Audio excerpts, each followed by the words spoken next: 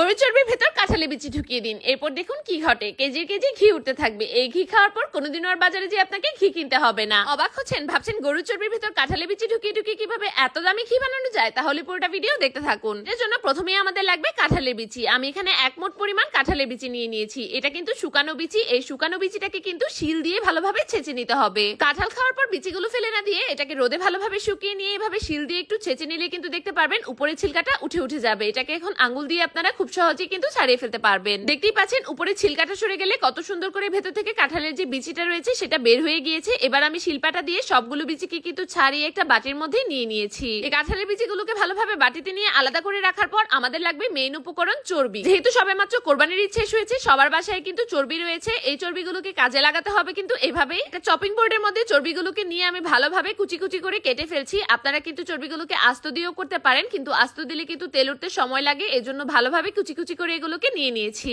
এখন একটা প্যান আমি চুলোর মধ্যে বসিয়ে ভালোভাবে এটাকে শুকিয়ে নিয়েছি। এবার এই প্যানের মধ্যে আমি চর্বিগুলোকে সরাসরি দিয়ে দিচ্ছি। খেয়াল রাখতে হবে কোনো ভেজা প্যানে কিন্তু আপনারা চর্বিগুলোকে দিতে পারবেন না, এবং প্যানের মধ্যে আগে থেকে তেল লেগে থাকা যাবে না। চর্বি দেওয়ার পরে কিন্তু দেখতে পারবেন একটু নাড়াচাড়ার পর নিচে থেকে তেল উঠতে শুরু করে দিয়েছে। চর্বিগুলো দিয়ে দেওয়ার পর প্রথমে অল্প অল্প যে তেলগুলো উঠতে থাকবে, এই তেলের মধ্যে কিন্তু চর্বিগুলোকে অনবরত নেড়ে নেড়ে ভাজতে থাকতে হবে। হালকা একটু তেল বের হয়ে গেলে যে কাঁঠালের বিচিগুলো আমি ছাড়িয়ে রেখেছিলাম সেই কাঁঠালের বিচিগুলো কিন্তু এর মধ্যে দিয়ে দিচ্ছি। আর যারা যারা এই চর্বি এবং তেলযুক্ত খাবার খেয়ে খেয়ে মোটা হয়ে যাচ্ছেন তাদের জন্য কিন্তু নিয়ে এসেছি এই জিরো ফ্যাট জুস। এই জুস খাওয়ার মাত্র 1 মাসের মধ্যে কিন্তু 5 থেকে 25 কেজিরও বেশি ওজন কমাতে পারবেন। আর এই জুস কিন্তু প্রথমে আপনার পেটের ভুঁড়ি কমাবে, তারপর আপনার ওজন কমাবে। এছাড়াও গ্যাসের সমস্যা, শরীরের অন্যান্য অংশে মেদের সমস্যা, সব সমস্যাই কিন্তু দূর করবে। এই জুসটা কিনেছিলাম আমি হেলথ কেয়ার টিম পেজ থেকে। আপনারাও কিন্তু এই পেজ থেকে কিনে নিতে পারবেন। এই পেজের নাম কিন্তু আমার ডেসক্রিপশন বক্সে মেনশন করা থাকবে। এখন আমি কিন্তু 2 চামচ পরিমাণ হলুদের গুঁড়ো, 1 চামচ পরিমাণ মরিচের গুঁড়ো, 1 চামচ পরিমাণ লবণ আর কিছু গোলমরিচ দিয়ে নিয়েছি এটার মধ্যে।